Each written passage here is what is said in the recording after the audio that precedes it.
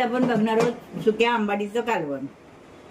आंबाडी घेतलेली आहे ती स्वच्छ धुवून घेतले आणि निवडून घेतलेली आहे. एक बटाटा टाकलेला आहे आणि 1 चमचा मसाला घेतलाय मी घरचा. हळद घेतली थोडी, 1 कांदा, 1 मिरची, फोडणीसाठी जराशी कोथिंबीर आणि लसूण घेतलेला आहे. तेल गरम करत ठेवले.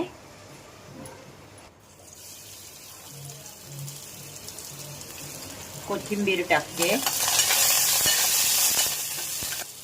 लसूण आणि कोथिंबीर फ्राय झालेली आहे. आता मी कांदा आणि मिरची घालते. कांदा मऊ व्हायला पाहिजे तोपर्यंत मी परतून घेते. कांदा फ्राय झालेला आहे, लसूण कांदा. आता आपण त्याच्यामध्ये मसाले घालून घेऊया. हे बघा, मसाले पण छान फ्राय झालेले आहेत. 1 टोमॅटो टाकते मी त्याच्यामध्ये आणि ही धुतलेली सुकट.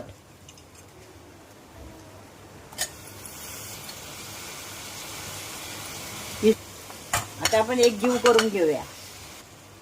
आपण ना याच्यामध्ये शेकटाची शेंग असते ना ती, वांग हे घालू शकतो आपण. चांगलं होतं. पण माझ्याकडे वांग नव्हतं आणि आता शेंगा तर बघायला नको केवढ्या महाग झाल्या. 100 रुपये पाव शेंगा. त्याच्यामुळे मी आज शेंगा वगैरे काय आणली नाही. बटाटा टोमॅटो घालूनच मी करते. आता आपण ह्याला एक वाफ देऊया. झाकण देते मी, ठेवते. एक वाफ देऊया. मी झाकण काढते. हे बघा अशी छान वाफ आले. आता मी मीठ घालून घेते. मीठ टाकून मी आता फ्राय करून घेते, म्हणजे एकजीव करून घेते सगळं. आणि आता आपण पाणी घालून घेऊया आपल्याला किती हवंय ते.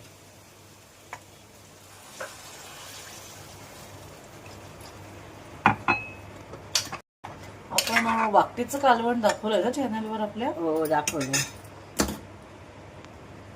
आता आपण बटाटा शिजून घेऊया. नंतर आपण चिंच वगैरे घालूया. 3 शिट्या घेऊया आपण. कुकर उघडून बघूया. किती छान कलर आलेला आहे. आता बटाटा शिजलेला आहे. मी ते चिंचेचा कोल घालून घेते. हा बघा चिंचेचा कोल. आणि आता 1-2 उकळ काढून घेऊया. आणि हे कालवण उकळलं ना, ते उतरायच्या टायमाला त्याच्यात लसूण घालायचा. त्या कालवण उकळलं ना काय आपण लसूण घालून घ्या. कारण काय वास खूप छान येतो कच्चा लसूण घातल्यानंतर. आता आपण कोथिंबीर घालून घेऊया आणि 5 मिनिटं ठेवूया. हे सुक्या आंबाडीचं कालवण तयार झालेलं आहे. तुम्हाला माझी रेसिपी आवडल्यास माझ्या व्हिडिओला लाईक करा, शेअर करा, कमेंट करा आणि स्नेहाज मेनू चॅनलला सबस्क्राईब करा. थँक्यू.